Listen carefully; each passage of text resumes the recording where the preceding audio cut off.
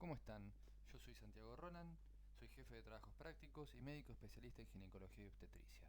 En esta charla vamos a ver el alumbramiento o tercer periodo del trabajo de parto. En tal sentido, los objetivos para la charla que estamos teniendo son definir y conocer los diferentes mecanismos por los que se produce el alumbramiento, describir los fenómenos fisiológicos relacionados a la evolución clínica y natural de este periodo, mencionar cuáles son las maniobras pertinentes para la asistencia del alumbramiento y por último identificar las situaciones anormales que se puedan presentar y tener alguna noción básica de qué hacer en estos momentos.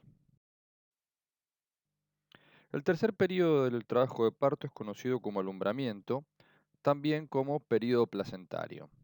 Es el periodo comprendido entre el nacimiento, es decir, la salida del feto, y en ese momento transformado en recién nacido, y la expulsión de la placenta y sus anexos.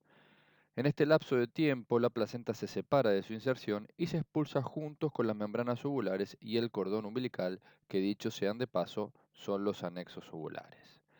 La vigilancia y los cuidados obstétricos y del estado general materno son fundamentales, ya que en este periodo se producen la mayoría de las hemorragias graves, las hemorragias posparto, que representan una de las principales causas obstétricas directas de muerte materna.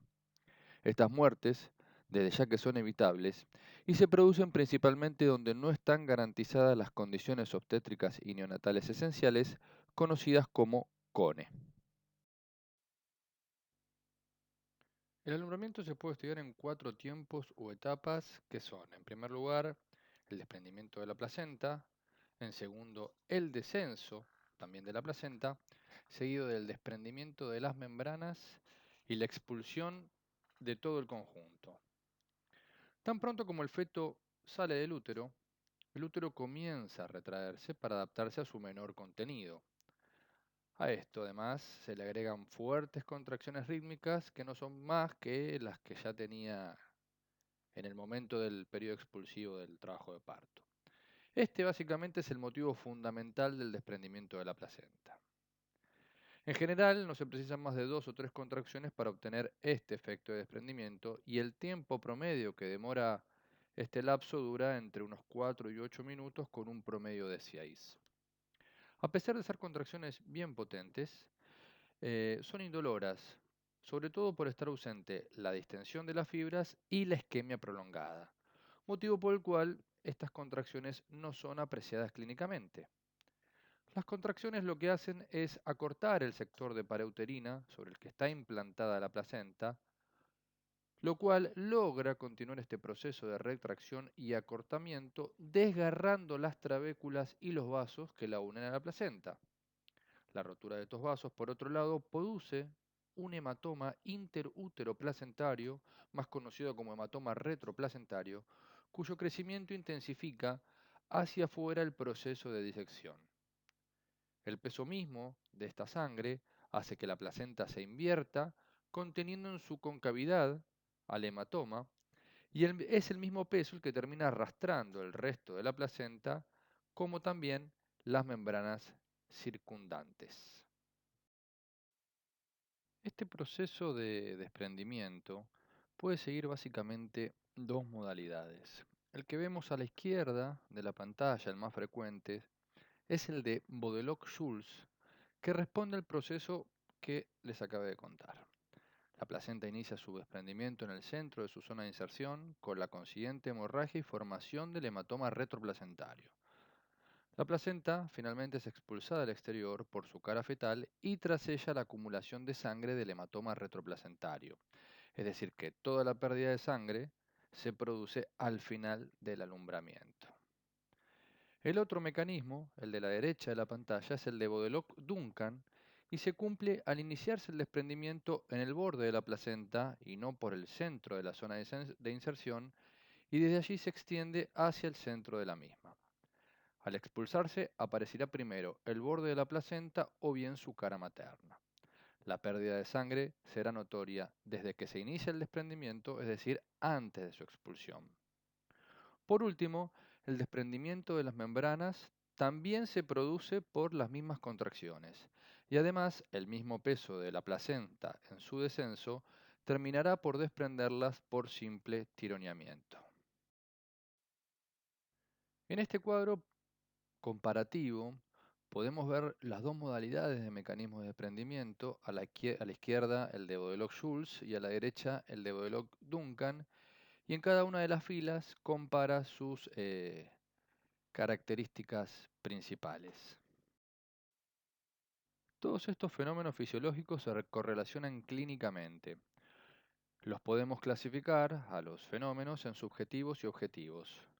Los primeros hacen referencia a un lapso variable de algunos minutos, llamado periodo de reposo fisiológico o periodo de reposo clínico, que se observa inmediatamente después de la expulsión del feto y muestra una paciente tranquila, justamente en reposo, ya que si bien las contracciones continúan, ellas no se sienten. Este fenómeno, por supuesto, se acompaña de los fenómenos objetivos o físicos que se demuestran a través de la palpación. Así podemos encontrar modificaciones que se observan a nivel del útero, tanto de su volumen, situación, forma como de consistencia. También tenemos algunos signos de desprendimiento y también la pérdida de sangre. Si nos focalizamos en las modificaciones uterinas, podemos decir que de inmediato al parto, por la misma retracción del útero, el fondo se sitúa primero a nivel del ombligo. Luego asciende unos 5 o 6 centímetros, frecuentemente desplazado hacia la derecha, y por último, cuando la placenta cae a la vagina o se expulsa directamente al exterior, el útero desciende nuevamente hasta 2 dedos por debajo del ombligo, exactamente 2 traveses de dedo por debajo del ombligo. Al principio la consistencia es blanda en el reposo, por supuesto, se va poniendo más dura con las contracciones y finalmente es extremadamente dura. Se le describe una consistencia leñosa después de la expulsión. Esto es lo que llamamos como globo de seguridad de Pinar. También contamos con una serie de signos, espontáneos algunos y artificiales otros, que traducen el desprendimiento de la placenta. Estos signos son, en primer lugar, la reaparición de los dolores y la salida de sangre, sobre todo en los desprendimientos a lo Bodelock-Duncan. También podemos observar el descenso del útero después de haberse elevado por encima del ombligo, como vimos en la diapositiva anterior. Y por último tenemos ciertos signos que fueron descritos por algunos autores. El primero de ellos es el signo de Affel, que nos cuenta el descenso de una señal, específicamente una pinza, que fue colocada a nivel del cordón umbilical para, por supuesto, seccionarlo, que es el momento en donde el neonatólogo se lleva al recién nacido. Esta pinza que colocamos a nivel del periné va descendiendo progresivamente a medida que la placenta se desprende y cae en el canal de parto. En segundo lugar tenemos al signo de Kussner, que se caracteriza por la ausencia del ascenso del cordón umbilical al elevar el útero. Es decir, esa misma pinza que nosotros tomamos, el cordón umbilical, si empujamos el fondo del útero hacia arriba a través de la pared abdominal y la placenta todavía no se ha desprendido, observaremos cómo la pinza asciende ligeramente. Y por último tenemos al signo de Fabry, también conocido como signo del pescador, que es la sensación negativa de palpar el fondo del útero y traccionar el cordón umbilical, es decir, como un signo de Kussner pero a la inversa. En este caso lo que hacemos es tomar la pinza, traccionar suavemente hacia abajo y si sentimos que el fondo del útero ni se inmuta, podremos estar convencidos de que ya se ha producido el desprendimiento placentario. Existen distintos enfoques para el manejo clínico del alumbramiento. Por un lado encontramos al manejo expectante, conservador o fisiológico, que tiene su sustento en evitar algunos efectos adversos, como son el desprendimiento parcial de los anexos, la expulsión incompleta de la placenta, una retracción defectuosa del útero y la inversión uterina. Hoy en día, esta conducta ya no es más utilizada en la práctica clínica porque está bien estandarizado el manejo activo del alumbramiento, que consiste en practicar 3 intervenciones simultáneas. En primer lugar, la administración de un oxitóxico en el momento de la salida de los hombros o inmediatamente después.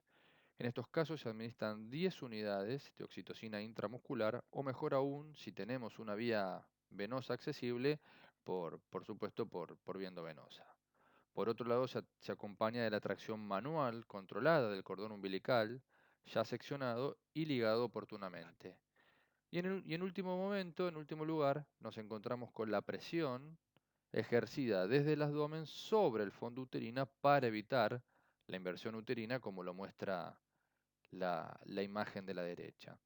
Esta estrategia, el manejo activo o alumbramiento activo, reduce el monto de pérdida sanguínea hasta unos 120 mililitros para un normal de 300, reduce, y está recontra demostrado, el riesgo de hemorragia posparto y también la necesidad posterior de administrar oxitóxicos como terapeuta, como terapéutica en el momento del puerperio inmediato. La asistencia del alumbramiento comienza con la ligadura oportuna del cordón umbilical. ¿Qué significa oportuna? Que debemos hacerla entre 1 y 3 minutos de producido el nacimiento o bien cuando el cordón deja de latir. Sabemos que esta estrategia aporta varios beneficios al recién nacido. También sabemos que hay algunas situaciones en las cuales está desaconsejada, como ser la circular de cordón ajustada al cuello, la madre RH negativa sensibilizada y una depresión neonatal severa. Como les dije en la diapositiva anterior, el alumbramiento activo ya está completamente protocolizado y demostrado sus beneficios. Aquí les dejo un algoritmo tomado de la Guía para la Prevención, Diagnóstico y Tratamiento de las Hemorragias Postpartos, el cual está muy claro y sería prudente que todos lo supieran.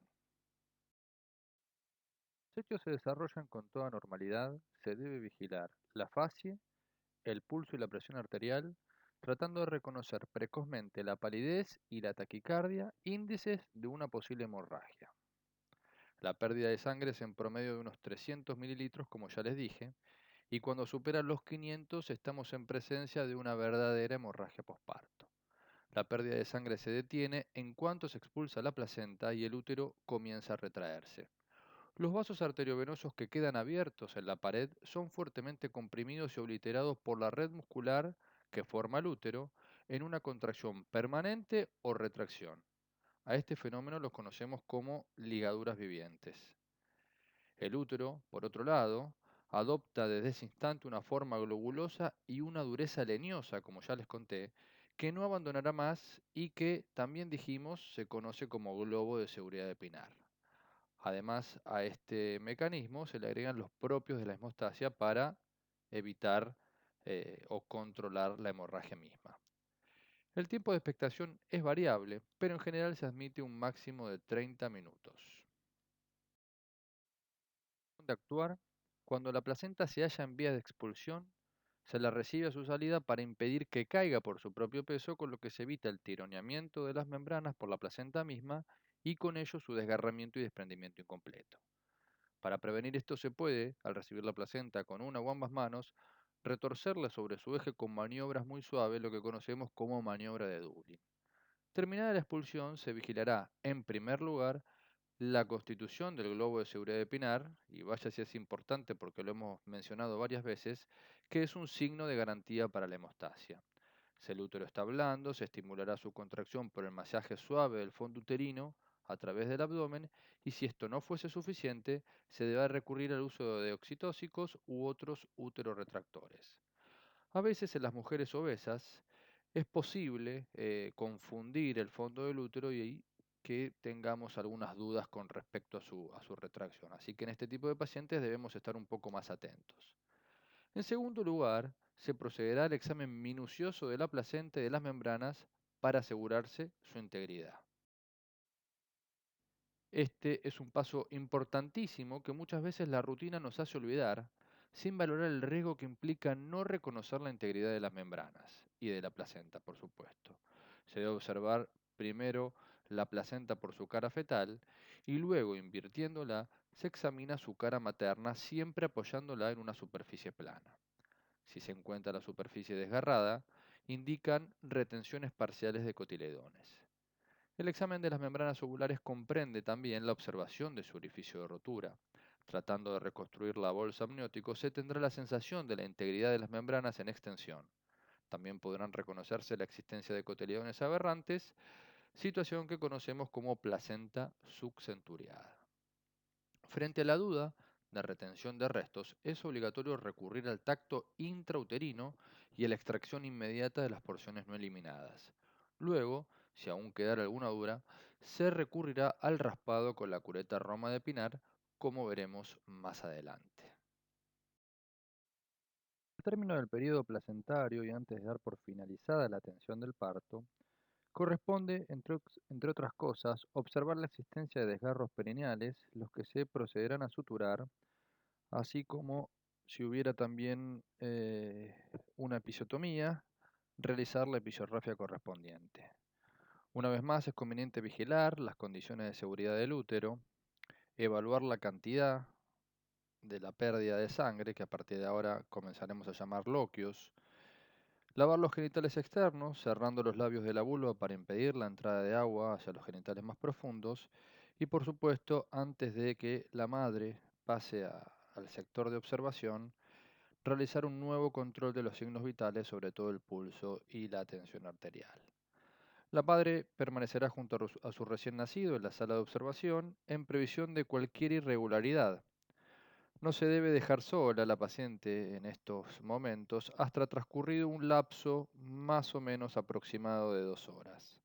Hay que vigilarla cuidadosamente, sobre todo los asuntos relacionados con la retracción uterina, como dijimos recién, durante las primeras 2 horas. Son las 2 horas de máxima alarma posteriores al parto.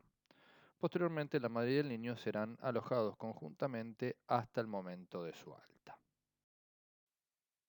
Esperando que esta charla le haya sido útil, le dejo el listado de lecturas sugeridas en las cuales se basaron esta presentación. Muchísimas gracias por su atención y como siempre les dejo mi correo por si quieren hacerme alguna pregunta.